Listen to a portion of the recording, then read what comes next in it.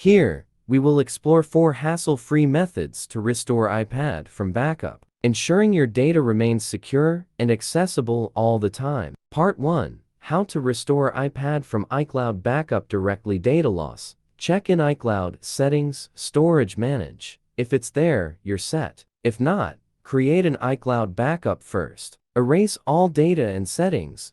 Settings, General, Reset. Erase content and settings. Confirm with your passcode as prompted. At the setup screen, choose Restore from iCloud Backup. Sign in with your Apple ID and select the latest backup to start the restore. Part 2.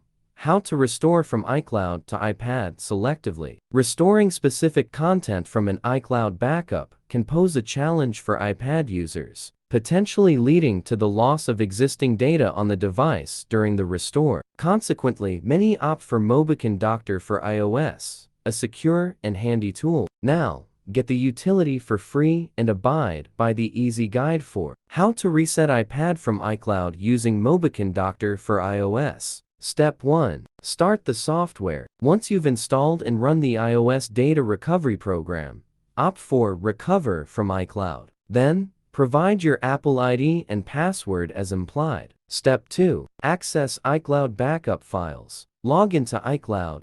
Select data types. Click Next. Step 3. Restore your iPad from iCloud backup to your computer. Retrieve synced files. Go to desired category, Preview items. Choose Recover to Computer to save them. Part 3. How to restore iPad from backup in iTunes. Connect iPad to computer.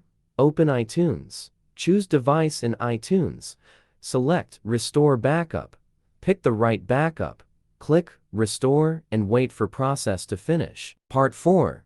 How to restore iPad from backup on Mac using Finder. Connect iPad to Mac. Tap Trust this computer on iPad. Enter passcode. Open Finder. Choose iPad. Confirm. Trust. Go to General. Restore Backup. Restore.